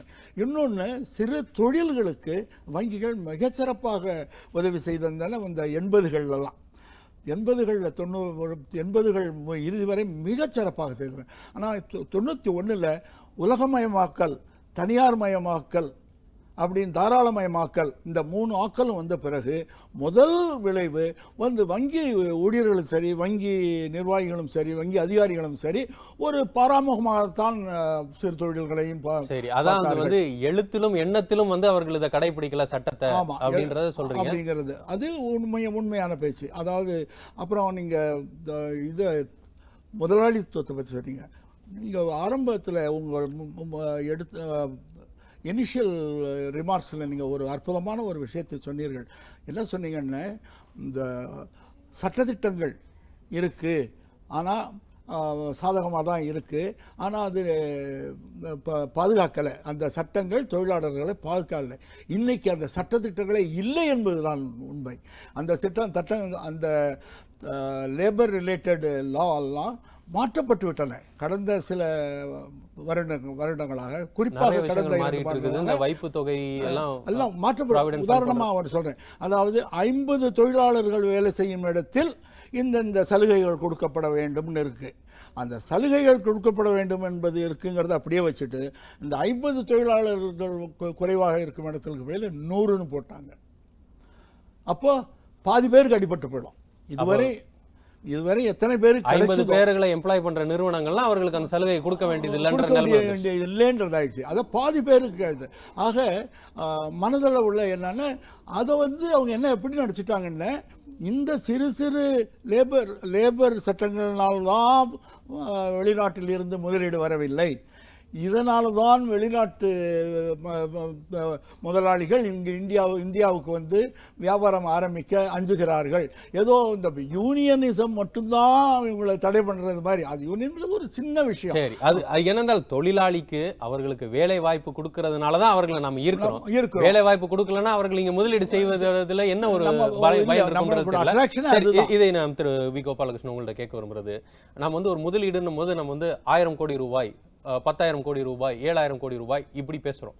ஆனால் இத்தனை 1000 கோடி ரூபாய் எத்தனை பேருக்கு வேலை வாய்ப்பு கொடுக்கும், வேலை வாய்ப்பு கொடுக்கிறவர்களுக்கு எத்தனை பேருக்கு வேலை வாய்ப்பில் உறுதியை கொடுக்கும் அப்படின்றத குறித்து நாம் பெருமளவில் நாம் பேசுறது இல்லை. ஏன்னா ஒரு தொழில் வளர்ச்சின்னு எடுத்துக்கிட்டாலே அந்த நாட்டு மக்களுக்கு அந்த பிரஜைகளுக்கு அவர்களுக்கு வேலை வாய்ப்பு வாழ்வாதாரம் கொடுக்கறதற்காக தான் இருக்கணும். ஆனால் இப்போ நம்ம எந்த ஒரு தொழில் நிறுவனமும் இவர்களுக்கு வேலை வாய்ப்புக்கு உத்தரவாதம், இவர்கள் வந்து இந்த வேலை வாய்ப்புனா ஒரு நிரந்தரம் அப்படின்றத பற்றி பேசுறதே இல்லையா? அப்படி இருக்கும் பொழுது தொழில் வளர்ந்தால் என்ன, வளரலான்னா இல்லை, அது இந்த லேபர் லாஸ், இந்த நிரந்தரம், இது வந்து இப்போ கேபிட்டலிஸ்ட் ப்ரைவேட் செக்டரில் இந்த மாதிரியான விஷயங்கள், கம்பல்சரி ரிட்டையர்மெண்ட், அதெல்லாம் வந்து பேச்சுக்கே இடம் இல்லை. இப்போ பெரிய முதலீடுகள் வரும்பொழுது கட்டாயம் அவங்க எம்ப்ளாய் பண்ணுறது வந்து இங்கே இருக்கிறவங்கள தான். அவங்க வெளியிலேருந்து ஒரு ஸ்டேட், இப்போ இங்கே ஃபேக்ட்ரி போட்டுட்டு கர்நாடகாலேருந்தோ மகாராஷ்டிராலேருந்தோ ஆட்கள் இல்லை, அப்படி எடுக்கட்டும், ஒன்றும் பிரச்சனை இல்லை. வெளியிருந்து கூட எடுக்கட்டும், நான் கேட்கறது அப்படி கேட்கல. வெளியிருந்து கூட எடுக்கட்டும், ஒன்றும் பிரச்சனை இல்லை. அங்கே ஒரு 10,000 பேருக்கு வேலை கொடுக்குறாங்கன்னா 10,000 பேருக்கு வேலை கொடுக்கட்டும், பிரச்சனை இல்லை. ஆனால் இவர்களுடைய போக்கு எப்படி இருக்குன்னா, ஒரு 22, 23 வயசுல ஒரு நல்ல இளைஞனை எடுத்து அவர்களை வேலைக்கு வைத்துட்டு அவனுக்கு ஒரு 32, 35 வயசு ஆகுதுன்னு வச்சுக்கோங்க, அவனுக்கும் ஒரு ஊதிய உயர்வை பெற்று அவன் ஒரு அளவுக்கு வந்திருக்கும் பொழுது இதற்கு மேல அவனை வந்து வேலைக்கு வச்சிருந்தா இன்னும் அவனுக்கு அதிகமான சம்பளம் கொடுக்கணுன்றதுனால அவனை வேலை விட்டு எடுத்து விட்டு அவனுக்கு பாதி சம்பளத்துல இன்னும் 2 பேர் திருப்ப 21 வயசு 22 வயசுல எடுத்து போடுறது, இது எந்த அளவுக்கு அவனுக்கு அந்த வாழ்வாதாரத்து பிரச்சனையை தீர்க்கும்னு கேட்குறேன். இதெல்லாம் வந்து அந்தந்த கம்பெனி செக்டர் ஸ்பெசிஃபிக். இது யாரும் வந்து கம்பெனி செக்டர் ஸ்பெசிபிக் எப்படி விட முடியுது? அரசாங்கத்தினோட கடமை தானே மக்களை வந்து அது தொழிலாளிகள் மாதிரி அவங்க கவர்ன் பண்ண முடியாது. அந்த மாதிரியான ஒரு லாஸ் எல்லாம் அவ்வளோ ஸ்பெசிஃபிக்காலாம் கிரியேட் பண்ணவே முடியாது. ஓவரால் ஒரு broad policy, labour policy create பண்ண முடியுமே தவிர இந்த மாதிரி நிறுவனங்களுக்கு இந்த இந்த வயசுல ஏன் அவங்கள இல்ல இது அரசாங்கத்தினோட கடமை தானே. வேலையில்லா திண்டாட்டம்னு பாத்தீங்கன்னா அரசாங்கத்துடைய கடமை. இண்டஸ்ட்ரியல் டிஸ்பியூட் ஆக்ட் 1948ங்கிறது இண்டஸ்ட்ரியல் இருந்தது. இல்ல இருந்தது. அதான் 47ல சுதந்திரம் வந்தது. இண்டஸ்ட்ரியல் டிஸ்பியூட் ஆக்ட் நேரு கொண்டு வந்தார் 1948லேயே. Industrial dispute act. அந்த இண்டஸ்ட்ரியல் டிஸ்பியூட் ஆக்டில் நீங்கள் கேட்குற கேள்விக்கெல்லாம் பதில் இருக்குது. அந்த மாதிரி சுச்சுவேஷனுக்கெல்லாம் பாதுகாப்பு இருந்தது. இப்போ மெல்ல மெல்ல அதெல்லாம் இல்லை. அதான் இப்போ வந்து வேலையில்லா திண்டாட்டம் வேணா பெருமளவுல குறைஞ்சிருக்கலாம். வேலை வாய்ப்புகள் நான் வந்து எந்த வேலையும் செய்யறதுக்கு தயாரா இருந்தேன்னா எனக்கு வேலை வாய்ப்பு இருக்குது. இந்த வேலை தான் அப்படின்னா நான் ஒரு வேலை காத்துக்கிட்டு இருக்க வேண்டிய நிலைமை இருக்கலாம். ஆனா எந்த வேலை செய்யறதுக்கும் நான் தயாரா இருக்கிறேன்னா எனக்கு வேலை வாய்ப்பு இருக்குது. அதுல வந்து மாற்று கருத்து இல்லை. ஆனா என்னோட கேள்வி, எனக்கு 35 வயசை தாண்டிடுச்சு, எனக்கு ஒரு 40 வயசு ஆயிடுச்சுன்னு வச்சுக்கோங்களேன். 35-40 வயது உள்ளவர்களுக்கு வேலையிலிருந்து அனுப்பப்பட்டவர்கள், இந்த மாதிரி நிறுவனங்கள் மூடப்பட்டு அவர்கள் வேலை இல்லாமல் இருப்பவர்கள், இவர்களுக்கான வாழ்வாதாரம், இவர்களுக்கான வேலை வாய்ப்பு, இதெல்லாம் வந்து பெரிய கேள்விக்குறியா தானே? இல்லை, இது வந்து அன்சர்டன்ட்டி. அதை தான் சொல்கிறேன். இந்த செக்டர்னு இல்லை, எல்லா செக்டர். இப்போ ஐடி செக்டரில் அந்த கிரைசிஸ் இப்போ பார்த்துக்கிட்டு இருக்கோம். பல பேரை அவங்க அனுப்பிக்கிட்டு தான் இருக்காங்க. ஸோ இந்த மாதிரி ஒரு டைனாமிக் இண்டஸ்ட்ரியில் இண்டஸ்ட்ரி ரிக்குவயர்மெண்ட்ஸ் இருக்கும்பொழுது அவங்க அந்த பாலிசி ஓவரால் கவர்மெண்ட்டோட இம்ப்ளிமெண்டேஷன், லேபர் லாஸ் எல்லாம் எக்ஸிஸ்டிங் லாஸ் இருந்து கொண்டு இருக்குது. ஏதாவது இந்த முறைகேடுகள் வந்து முறையற்ற தன்மையில் அவங்க வெளியே அனுப்பப்பட்டதுன்னா, இப்போ சமீபத்தில் பார்த்தோம், ஒரு ஐடி எம்ப்ளாயி வந்து ஃபோன்லேயே அவங்க வேலையை விட்டு அனுப்பினது. அது ஒரு ஹையஸ்ட் லெவல் வரைக்கும் போனதை பார்த்தோம். பல்லாயிரக்கணக்கான விஷயங்கள் நடக்கிறதுல இது மாதிரி 1-2 விஷயங்கள் தானே வெளியே இது நடந்துக்கிட்டு தான் இருக்குது. இது வந்து இந்த மாதிரியான ஒரு மேஸ் செக்டர்ஸ் வரும்பொழுது இது போன்ற மைக்ரோ மேனேஜ்மெண்ட், இந்த வயதில் அவங்களை அனுப்ப முடியாது, கேரண்டி பண்ணணும், இதெல்லாம் வந்து பண்ண முடியாது. கவர்மெண்டால இதை வந்து ரூலும் கொண்டு வர முடியாது, மானிட்டர் செய்ய முடியாது அப்படின்னு சொல்றீங்க. அவங்களுடைய ஜாப், கவர்மெண்டோடைய விஷயம் லேபர் ப்ரொடெக்ஷன் பண்ணணும். அதனுடைய அந்த ஃப்ரேம் ஒர்க் இருந்து கொண்டிருக்கு. பட் என்ன மைக்ரோ மேனேஜ்மெண்ட், நான் எவ்வளோ பேரை எம்ப்ளாய் பண்ணுறேன், எந்த ஒரு வேலைக்கு ஒருத்தரை வைக்கிறேன்னா இல்லை அதே சம்பளத்தில் 2 பேரை வைக்கிறேன், இதெல்லாம் வந்து அப்படி நம்ம சொல்லவே முடியாது. ஏன்னா குறைந்தபட்ச ஊதியம்ன்ற ஒரு கான்செப்ட் இருக்கு. ஒரு வேலைக்கு இந்த வேலைக்கு இவ்வளவு ஊதியம் கொடுக்கணும், லேபர் ஸ்ட்ரக்சர் இருந்து கொண்டு தான் இருக்கு. அதை வந்து யாராலையும் வயலேட் பண்ண முடியாது. அதெல்லாம் கடந்து தான் முதலீடுகள் இங்கே வரும். பட் வந்து ரொம்ப மைக்ரோ மேனேஜ்மெண்ட் பண்ண முடியாது. அது அரசாங்கம் வந்து மைக்ரோ மேனேஜ்மெண்ட் பண்ண முடியாதுன்னு சொல்றாரு திரு வி. கோபாலகிருஷ்ணன். நான் உங்கள்கிட்ட கேட்கறது என்னன்னா, இப்போ முதலீடை கொண்டு வர்றது, அந்நிய முதலீடை நம்ம வந்து ஈர்க்கிறோம். அப்போ அந்த முதலீடு செய்கின்ற பெரும்பாலான மேற்கத்திய நாடுகளில் அவர்களுக்கு லேபர் லாஸ் இதை விட ரொம்ப கடுமையான லாஸ் இருக்கு. அவர்களுக்கு ஒரு வாரத்துக்கு 35 மணி நேரத்துக்கு மேல வேலை செய்யக்கூடாதுன்னு இருக்கு. இன்னும் சில நாடுகள்ல, ஐரோப்பிய நாடுகள்ல 27 மணி நேரத்துக்கு மேல வேலை செய்யக்கூடாதுன்னு இருக்கு. இப்படியான குறைஞ்சபட்சம் இருக்கு கிரீஸ் நாட்டுல 4 மணி.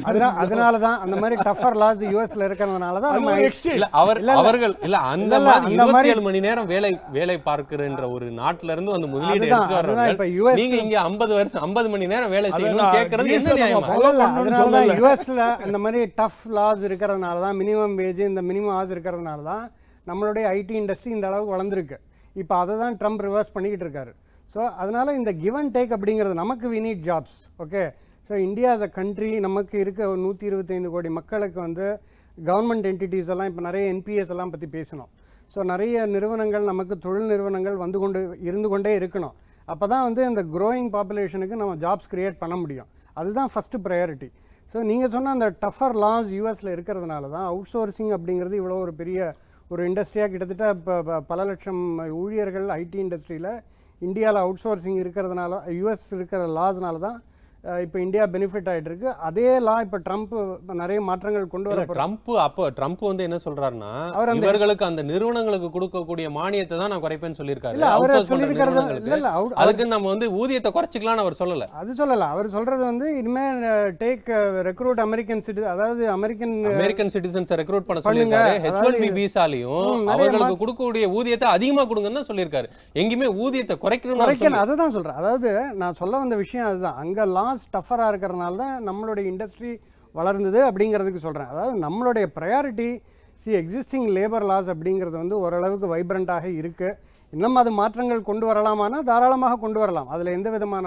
ஆனால் சரிவை நோக்கி போகின்ற மாற்றங்களாக இருக்கக்கூடாது. ஆனால் நம்மளுடைய ப்ரையாரிட்டி இந்த மாதிரியான லாஸ், இந்த மாதிரியான லேபர் லாஸ் வந்து முதலீடுகளை வெளியில் அனுப்பக்கூடிய சூழல் இருக்கக்கூடாது. அந்த மாதிரியான ஒரு அச்சுறுத்தல் இருக்கக்கூடாது. அதுதான் முக்கியமாக பார்க்கணும். ஏன்னா நமக்கு நிறைய இன்னும் தீராத ஒரு நீட்ஸ் இருக்குது. தொழில் நிறுவனங்கள் வரணும். இந்தியாவே எடுத்துக்கொண்டு பார்த்தா தமிழ்நாடு மிகப்பெரிய ஒரு காம்படிஷனை எதிர்கொண்டிருக்காங்க. ஆந்திரா மிகப்பெரிய அளவில் டெவலப் பண்ணிட்டு இருக்காங்க. தெலுங்கானா ரெட் கார்பெட் விரிச்சுக்கிட்டு இருக்காங்க. ஸோ அதனால் காம்படிஷன் அப்படிங்கிறது. ஆந்திரா தெலுங்கானா குறித்து நாம் விரிவாக பேசலாம். தற்போது பொருளாதார நிபுணர்களிடம் கருத்து கேட்டிருந்தோம் காவேரி நியூஸ் தொலைக்காட்சி சார்பாக. அவர்களது கருத்தை தற்போது பார்க்கலாம். அரசாங்க ஊழியர்களுடைய சம்பளம் பென்ஷன் 80,000 கோடிக்கு மேல் நம்ம மாநிலத்தில் மற்ற மாநில எல்லாத்துலையும் இல்லாத அளவில் அரசாங்க ஊழியர்கள் அதிகம், கிட்டத்தட்ட 18 லட்சம் பேர்.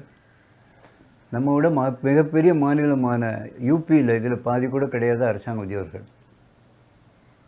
ரெண்டாவது, நம்ம மானியங்களுடைய மொத்தம் செலவு 60,000 கோடி ரூபாய்கள். மூணாவது, நம்ம நிறைய கடன் வாங்கிட்டே இருக்கோம் செலவு பண்ணுறதுக்கு. அரசாங்கத்தில் பணம் இல்லை, எல்லா செலவினத்துக்கு கட்டுப்படுத்தாமல் போயிட்டே இருக்குது. இன்றைக்கி நம்ம மொத்தம் கிட்டத்தட்ட 3 லட்சம் கோடி ரூபா அரசாங்கத்தினுடைய கடன். அதுக்கு நீங்கள் வட்டி செலுத்தணும், அதுக்கு ஓரளவு நீங்கள் திருப்பி கொடுக்கணும் வாங்கின கடனுக்கு. நம்ம விவசாயிங்களாம் சொல்கிற மாதிரி நான் எல்லாம் கொடுக்க மாட்டேன்னு அவங்களும் ஒதுக்க முடியாது. கடமை. பொருளாதார நிபுணர் கருத்தை நாம் பார்த்தோம். திரு எஸ் கோபாலகிருஷ்ணன், அதாவது உங்கள்கிட்ட ஆந்திரா தெலுங்கானா இது ஒரு ஒரு புதிதான ஒரு சுச்சுவேஷன். இப்போது புதிதாக 2 மாநிலங்கள் உருவாகிருக்கின்றது. 2 முதலமைச்சரும் நம்மளுடைய மாநிலத்தை முன்னேற்றணும் அப்படின்றதில் அவர்கள் முனைப்பாக இருக்கிறாங்க. அவர்கள் ஆந்திராவெல்லாம் பொறுத்த வரைக்கும் 99 வருஷத்துக்கு இடம் இலவசமான ஒரு குத்தகைக்கு கொடுக்குற நிலைமையெல்லாம் பார்த்துட்டு இருக்கோம். அவர்கள் பெருமளவில் முதலீடு ஈர்க்கிறதற்கு அவர்கள் செய்கிறாங்க. ஆனால் நம் தமிழ்நாடு ஏற்கனவே இருக்கின்ற கட்டமைப்பு, நாம் பல்வேறு புதிய விஷயங்களை கொடுக்கணும்னா நான் ரொம்ப யோசிச்சு தான் கொடுக்க வேண்டியது இருக்கின்றது. அவர்களுக்கு புதிதாக வந்திருக்கின்ற மாநிலத்திற்கு மத்திய அரசோட நிதி உதவி கூட இருக்கிறதற்கான வாய்ப்பெல்லாம் இருக்குது. அப்போ இந்த மாநிலம் அது நம்மளோட அண்டை மாநிலமாக போயிடுச்சு. ஆனால் இது போட்டி போடுறது எப்படி சாத்தியம்தான் நினைக்கிறீங்களா? அதாவது நம்ம செய்வதை திருந்த செய்தால் நம்ம கடந்த காலம் இருந்தது போல் ஒரு சீரான நோக்கோடு இந்த சிறப்பாக செயல்பட்டு வந்திருந்தால், அதாவது உரிய நேரத்தில் ஒன்றும் பெரிய கம்பச்சத்திரம் ஒன்றும் இல்லைங்க. அதாவது எடுக்க வேண்டிய டிசிஷனை உடனடியாக எடுக்கணும். அதாவது ஃபைல் தூங்கக்கூடாது, எந்த ஒரு டேபிள்லையும் ஃபைல் தூங்கக்கூடாது. Things should move fast. அதாவது துரிதமான செயல்பாடு, தூய்மையான ஒரு நிலைமை.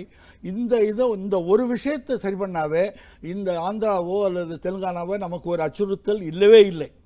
ஏனென்றால் நான் ஏற்கனவே சொன்னது போல் நான் யானை படுத்தால் குதிரை மட்டங்கிறப்பால் நம்ம எந்த காலத்திலையும் அவர்கள் நம்மளை அச்சுறுத்த முடியாது. நாம் அவர்களை பார்த்து அஞ்ச தேவையில்லை. எப்பொழுதுமே ஆரம்ப சூரத்தனம்னு சொல்லுவாங்க. ஆரம்பத்தில் சில சூரர்களாக திகழ்வார்கள், அது இயற்கை. அவங்களுக்கு ஏதாவது பாடுபட்டாவது நம்ம வளர்த்து காட்டணும், அவங்க பிஸ்னஸை நம்ம இழுத்து காட்டணும்னு ட்ரை பண்ணுறாங்க. அதுக்கு நம்ம இரையாகிவிட்டோம். நாம் இந்த கடந்த 3 ஆண்டுகளில் எங்கே சார் சொன்னார் இல்லையா, ஒரு விண்ணப்பதாரர் வந்தார், யாரை அணுகுவது, எப்படி அணுகுவது, எவ்வளவு சீக்கிரம் நமக்கு பலன் கிடைக்கும், அந்த ஒரு சிம்பிள், அந்த ஒரு அடிப்படை விஷயம் முடிவு மேற்கொண்டாலே நாம் இவர்களை எதிர்கொள்ளலாம். அவர்களை பார்த்து அஞ்ச வேண்டிய அவசியம் இல்லை. நாம் தொடர்ந்து மெத்தனமாக இருந்தால் அஞ்ச வேண்டி இருக்கலாம். சரி, இன்னொரு சின்ன விஷயம் சொல்றேன். இந்த லேபர் லாஸை பற்றி சொல்லும்போது நம்ம ஏற்கனவே இருந்தது ஒன்றும் அப்படி ஒன்றும் நம்ம ரன்அவே ரூல்ஸ் எல்லாம் கிடையாது. ஒரு நியாயமான லேபர் லாஸ் தான் இருந்திருக்கு. அதை பாதுகாக்கிறது தான் நல்லது. அதை மேலும் மேலும் அந்நியர்களை அவங்களுக்கு ஒரு ஆதரவு கொடுப்பதற்காக அல்லது அவர்களை வரவேற்கிறதற்காக அதை நீர்த்து போக செய்வது சரியல்ல. அதனால் தொழிற்சாலைகள் வருவதே மக்களுக்காக. ஆமாம், சிறு தொழிலும் குறுந்தொழிலும் ஏன் திருப்பி நான் சொல்கிறேன்னே, 3 பேராமீட்டர்ஸில் 3 அம்சங்களில் இவங்க முதன்மையில் இருக்காங்க. அதாவது உற்பத்தி செய்வது 40%, 45% சிறு தொழில் தான் செய்யுது, பெரிய தொழில் அல்ல. அவங்களுக்கு கொடுத்துருக்கிற கடனை பாருங்கள், அவங்களுக்கு கொடுத்துருக்கிற சலுகைகளை பாருங்கள். அவங்க உற்பத்தி செய்கிறது 60% தான். இது எதுவும் இல்லாமல் அனாதைகளாக இருக்கக்கூடிய சிறு தொழில்கள் உற்பத்தி செய்வது 40%, 45%. பொருளாதாரத்தில் அவர்களுடைய பங்கு ரொம்ப அதிகமாக இருக்கு. அவர்கள் வந்து புறக்கணிக்க. ரெண்டாவது ஏற்றுமதியிலும் எந்த நிபுணர் வேண்டாலும் மறுக்கட்டும், ஏற்றுமதியிலும் 40 அல்லது 45% சிறு தொழில் தான். மூன்றாவது வேலைவாய்ப்பு என்று சொல்லுகிறோமே, இந்த வேலைவாய்ப்பிலையும் அதே மாதிரி அச்சடிச்ச மாதிரி 40லிருந்து 45% சிறு தொழிலிருந்து வருது. இப்போ சிறு தொழில் மூலமான ஃபோக்கஸ் வந்து நம்ம அதிகரிக்கணும்ன்றத சொல்றீங்க. ஏன்னா அவர்களுடைய பங்கு அதிகமா இருக்குது, பேசப்படுறது ரொம்ப குறைவா இருக்குதுன்றத சொல்றீங்க. இதை பண்ணாவே மற்ற எல்லாமே சீரடைங்கிறது என்னோட கருத்து. சரி, அதோட சேர்த்து நம்ம வந்து தொழில்துறைன்னு சொன்னாலே நம்ம வந்து நகரங்களை சார்ந்து தான் பேசுகிறோம். ஏன்னா கிராமங்கள் சார்ந்து கிராமத்தோட பொருளாதாரம், கிராமத்தோட தொழில் வளர்ச்சி, இதை குறித்து நம்ம பெருமளவில் பேசுறது இல்லை. ஏன்னா கிராமத்தில் வேலை வாய்ப்பு தேடி எல்லாம் நகரங்களுக்கு தான் வர்றாங்க. சென்னை போன்ற நகரங்களில் 1 கோடி பேர் இருக்கிறோம். நம்ம தமிழ்நாடு முழுக்க 7.5 கோடி பேர் இருந்தாலும் சென்னையில் மட்டும் அதில் 1 கோடி பேர் கிட்ட நம்ம இருக்கிற ஒரு சூழ்நிலை பார்க்குறோம். அதனால சென்னையில் இருக்கின்ற தண்ணி பிரச்சனையா இருக்குதுன்றது, மாசுள்ள காற்றாக இருக்கின்றது, இப்படி பல்வேறு பிரச்சனை இருக்கின்றது. இப்ப கிராமத்தை நோக்கி தொழில்கள் செல்வதற்கான வாய்ப்புகள், இதை நோக்கி அரசாங்கம் செல்வதற்கான திட்டங்கள் இருக்குதா? ஓகே, நான் முன்னாடி அந்த ஆந்திரா தெலுங்கானா பற்றி ஒரு சின்ன கமெண்ட் கொடுத்துட்றேன். அதாவது ஆந்திரா தெலுங்கானா ஒரு த்ரெட் தான் நமக்கு. எதனால த்ரெட் அப்படின்னா, ஒரு இண்டஸ்ட்ரி போடுறதுக்கு முன்னாடி அவங்க பல்வேறு ஆய்வுகளை பண்ணிவிட்டு அவங்க இண்டஸ்ட்ரி போடுவாங்க. ஆந்திராவில் ஒரு இண்டஸ்ட்ரி போட்டு அது ஓவர் நைட்டாக இங்கே சேஞ்ச் பண்ண முடியாது. அங்கே இண்டஸ்ட்ரி போட்டது தான். ஸோ அதனால் எஸ்டாப்ளிஷ்மெண்ட் அந்த விஷயங்கள்லாம் இருக்குது. அதனால் த்ரெட்டு தான் தமிழ்நாடு பொறுத்தளவில் அதை நம்ம சீக்கிரம் அதை ரியலைஸ் பண்ணலை அப்படின்னா நிறைய ப்ராஜெக்ட்ஸ் ஆல்ரெடி அங்கே போயிட்டுருக்கு. இங்கே இருக்கக்கூடிய நிறுவனங்களுடைய எக்ஸ்பேன்ஷன் எல்லாம். ஆனால் அதுவும் பார்த்தீங்கன்னா தமிழ்நாட்டை சார்ந்து தான் போயிட்டு இருக்கிற மாதிரி தெரியுது. ஏன்னா சிறி சிட்டின்னு சொல்லி தமிழ்நாடு எல்லையிலிருந்து பக்கத்து சில கிலோமீட்டர் தள்ளி தான் இருக்குது. அதாவது இங்கே நடக்க வேண்டிய எக்ஸ்பேன்ஷன் இங்கே போயிட்டு கனெக்டிவிட்டி. அதாவது தமிழ்நாடு பொறுத்தளவில் பார்த்தீங்கன்னா 4 இன்டர்நேஷனல் ஏர்போர்ட், 2-3 சீ போர்ட் எல்லாம் இருக்குது. தெலுங்கானாக்கு போர்ட்டே கிடையாது, லேண்ட் லாக்டு ஸ்டேட்டு. ஆந்திராவுக்கு கிருஷ்ணப்பட்டினம் இருக்குது, வைசாக் கிருஷ்ணப்பட்டினம் பெரிய போர்ட். ஸோ அவங்களோட இன்ஃப்ராஸ்ட்ரக்சர் கம்பேர் பண்ணும்போது நம்மளோட இன்ஃப்ராஸ்ட்ரக்சர் இஸ் மைல்ஸ் அஹெட். நம்ம வந்து ரொம்பவே வி ஆர் அஹெட். பட் அதை சரியாக நம்ம யூஸ் பண்ணிக்கிறதில்ல. பட் அந்த ஒரு ஸ்ட்ரென்த்தை வைத்துக்கொண்டு வந்தால் வரட்டும் அப்படிங்கிற ஆட்டிடியூட் இருந்தால் நிச்சயமாக வராது. அதனால நம்ம இடத்தை தக்க வைத்துக்கிறது வேலை செய்யணும். லேண்டை பற்றி ஒரே ஒரு விஷயம் சொல்லணும். இப்போ நியூ கான்செப்ட் என்னன்னா, லேண்ட் பேங்க். நமக்கு நோயாளிகளுக்கு எப்படி மருத்துவமனையில் பிளட் பேங்க்கோ அதுபோல் இண்டஸ்ட்ரியலைசேஷன் இம்ப்ரூவ் ஆகணும்னா, இப்போ குஜராத் எப்படி நம்மளை பின்தள்ளிச்சுன்னா அந்த ஆங்கிளில் தான் பண்ணிச்சு. அவங்க என்ன பண்ணியிருக்காங்கன்னா, லேண்ட் பேங்க் உருவாக்குறாங்க. அந்த கான்செப்ட் அதாவது ரெடிமேடாக அவங்க அந்த ஏற்கனவே எல்லா சிக்கல்களையும் தீர்த்து விட்டு ரிஜிஸ்ட்ரேஷன்லாம் செஞ்சு வச்சுக்கிட்டு அவங்க கவர்மெண்ட் தரப்பில் லேண்டை பேங்க் மாதிரி சேர்த்து வைக்கிறாங்க. ஒரு புதுசாக ஒரு முதலீடு வந்ததுன்னா அவங்களுக்கு லேண்ட் ஒரு பெரிய தலைவலி. அதை இப்போ தமிழ்நாட்டில் கூட அது ஒரு பிரச்சனை தான். அதாவது இப்போ சரியான இடத்துல லேண்டு கிடைக்கிறதில்ல. லேண்டு கிடச்சி அதை போகும்போது ரிஜிஸ்ட்ரேஷனுக்கு முன்னாடி பல சிக்கல்கள் வருது. அந்த லேண்ட் அக்யூசிஷன் பண்ண முடியல, அரசாலையும் பண்ண முடியல. அந்த ஒரு பிரச்சனை லேண்ட் பேங்க்குங்கிறத நம்ம உடனடியாக ஒரு நாளில் உருவாக்கிட முடியும். அது ஒரு நீண்ட திட்டம், அரசாங்கத்தோட தொலைநோக்கு பார்வை. அதாவது அரசாங்கம் அட்லீஸ்ட் அதை உணரணும், இது பண்ணணுங்கிற அவங்க ஒரு எதிர்கால திட்டங்களில் ஒன்றாக அது இருக்கணும். இந்த பட்ஜெட்லாம் போடுவாங்க. அரசாங்கம் வந்து இந்த லேண்ட் பேங்கிங் குறித்து அவர்கள் கருத்தில் கொள்ளணும்னு சொல்றீங்க. இதை கருத்து எடுத்துக்கிறேன். நம்ம நிகழ்ச்சி நிறைவுக்கு வந்திருக்கும். அது சுருக்கமாக பதிவு. அந்த அர்பனைசேஷன், அந்த கிராமப்புற வளர்ச்சி கேட்டீங்க. நாங்குநேரின்னு ஒரு அந்த ப்ராஜெக்ட் போட்டு எவ்வளோ வருஷம் ஆச்சு, அதனுடைய முன்னேற்றம் என்ன? ஆனால் அதெல்லாம் முதலீட்டாளர்கள் வந்து அவர்கள் ப்ராமிஸ் பண்ணாலும் அவர்கள் போடுறதுக்கு தயாரா இல்லையா? அதற்கு உண்டான முயற்சிகள் எடுக்கப்படலையே. மதுரை பக்கத்தில் இருக்கு, தூத்துக்குடி இல்ல. இப்போ இந்த குளோபல் இன்வெஸ்டர் மீட்ல வந்து தமிழ்நாடு பொறுத்த அளவில் இப்போ இருக்கு. தமிழ்நாடு பொறுத்த வரைக்கும் தான் குளோபல் இன்வெஸ்டர் மீட்ல வந்து அவர்கள் வந்து கிட்டத்தட்ட 2 லட்சம் கோடி, 2க்கு மேற்பட்ட லட்சம் கோடி ரூபாய் முதலீட்டு செய்வதற்கு அவர் உறுதி கொடுத்தாங்க. ஜப்பான் போன்ற நாடுகள் வந்து நிறுவனங்கள் வந்து பார்த்தாங்க, அவருக்கு உறுதி கொடுத்தாங்கன்னா யாரும் வரலையே. பட் அதெல்லாம் வந்து லிப் சர்வீஸ் தான். அதாவது வந்து அங்கே கூப்பிட்டதுக்கு ஒரு மீட்டிங் கூப்பிட்டா அழைச்சாங்க, வந்தான், ஒரு அண்டர்ஸ்டாண்டிங், அவ்வளோதான். எம்ஓயு தான். இன்னும் அதை வந்து சைன் பண்ணி நான் கேரண்டி கொடுக்கல இன்வெஸ்ட் பண்ண போகிறேன் அப்படின்னு. எக்ஸ்பிரஷன் ஆஃப் இன்ட்ரெஸ்ட் அப்படின்னு சொல்லுவாங்க அதை. அதாவது முதலீடு பண்ணுறதுக்கான ஆரம்பகட்ட இன்ட்ரெஸ்ட் நான் காமிக்கிறேன் அப்படின்னு, அவ்வளோதான். நாங்குநேரி ப்ராஜெக்ட் அனௌன்ஸ் பண்ணி கிட்டத்தட்ட 15-20 ஆண்டுகள் ஆகிடுது. அங்கே இருக்கக்கூடிய தொழில், இப்போ சிவகாசி பக்கத்தில் இருக்குது, மதுரை ஏர்போர்ட் பக்கத்தில் இருக்குது, தூத்துக்குடி போர்ட் பக்கத்தில் இருக்குது, இதோட வேறு என்ன வேணும்? நீங்கள் சொன்ன மாதிரி இந்த அர்பனைசேஷன் ப்ராப்ளமே அதுதான். ஒரு சென்னையை போன்ற நகரத்தில் இருக்கக்கூடிய வேலைக்கு சென்னைக்கு தான் வரணும். பட் நிறைய நிறுவனங்கள், நிறைய இண்டஸ்ட்ரீஸை வந்து அங்கே டெவலப் பண்ணியிருந்தா இந்த மைக்ரேஷன் இவ்வளோ வந்திருக்காது. சமூக சார்ந்த பல பிரச்சனைகள், இந்த க்ரைம் சவுத் தமிழ்நாட்டில் பார்க்கும்போது எக்கச்சக்கமான கிரைம் ரிலேட்டட் இஷ்யூஸ் இருந்து கொண்டே இருக்கு. இது முக்கியமான சரி, அது கிராமப்புறங்களும் சேர்ந்து வளரணும், சம பங்கு இருக்கணும். இது உங்க நிறைவு பாலிசி இருக்கணும். உங்க நிறைவு கருத்தா எடுத்துக்கிறேன். உங்களுக்கு நிறைவு கருத்து சுருக்கமாக பதிவு. அதாவது இப்போ இது தொடர்பாக ஒரு விஷயம் சொல்லணும். அந்த ஸ்பெஷல் எக்ஸ்போர்ட் ஜோனை பற்றி சொன்னீங்க. அது வந்து இப்போ எங்கே எப்படி தமிழ்நாட்டில் டிஎம்கே கவர்மெண்ட் எடுத்தது, ஏடிஎம்கே தொடராது, ஏடிஎம்கே கவர்மெண்ட் இருந்தது, அதுபோல் இந்திய அளவிலேயே இப்போ பார்க்குறோம். இப்போ SEZ, அதாவது ஸ்பெஷல் அந்த சிறப்பு பொருளாதார இதில் இந்த ஒரு 3 ஆண்டுகளில் 109 இது கேன்சல் ஆகியிருக்கு. அது நேற்று பேப்பரில் இருக்குது. நேற்று பேப்பரில் ஒரு ஆர்டிகல், சென்டர் பேஜ் ஆர்டிகலில்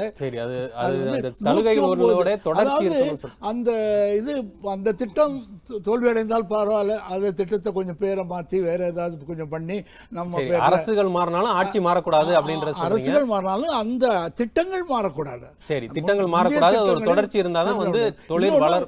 இப்போ அதிகமாக தேவையில்லை.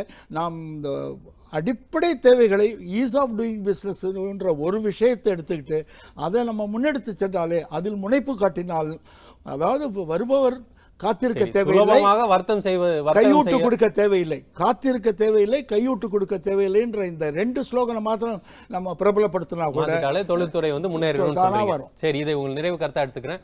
பல்வேறு விஷயங்கள் குறித்து பேசணும். தமிழ்நாடு தொழில்துறையில் பின்தங்கி கொண்டு இருக்கின்றது என்பதை குறித்து பேசணும். தமிழ்நாடு ஒரு முன்னோடி மாநிலமாக தான் பல்வேறு விஷயங்களை திகழ்ந்து கொண்டே இருக்கின்றது. ஆனால் தொழில்துறையில் தற்போது பின்தங்கி இருப்பது ஒரு சற்று சோகமான ஒரு விஷயமாக இருந்தாலும் நாம் பல்வேறு விஷயங்களை தமிழக அரசு கருத்தில் கொள்ள வேண்டும். குறிப்பாக ஊழல் போன்ற பிரச்சனை அவர் உடனடியாக அதை கருத்தில் கொண்டு அவர்கள் அதற்கான தீர்வை எட்ட வேண்டும் என்பதில் மாற்று கருத்தில்லை. அது மட்டுமல்லாமல் நகரப்புறங்கள் மட்டும் வளர்ந்து கொண்டே இருந்தால், கிராமப்புறங்கள் வளராமல் அவர்கள் பின்தங்கி கொண்டே இருந்தாலும் அது ஒரு முழுமையான வளர்ச்சியாக இருக்காது. தமிழக அரசு அனைத்தையும் கருத்தில் கொண்டு ஒரு முழுமையான வளர்ச்சியை தமிழக மக்களுக்கு அவர்கள் கொடுப்பார்கள் என்று நாம் நம்புவோம். இதுதான் 8 திசை நிகழ்ச்சியின் பார்வையமாக இருக்கின்றது. இந்த நிகழ்ச்சியில் கலந்து கொண்டு உங்கள் கருத்துக்களை பகிர்ந்து கொண்ட விருந்தினர்கள் அனைவருக்கும் நன்றி. இந்த நிகழ்ச்சியை பார்த்த நேயர்கள் அனைவருக்கும் நன்றி. நண்பர்களே, உங்களை மீண்டும் ஒரு நல்ல நிகழ்ச்சியில் சந்திக்கின்றேன். நன்றி, வணக்கம்.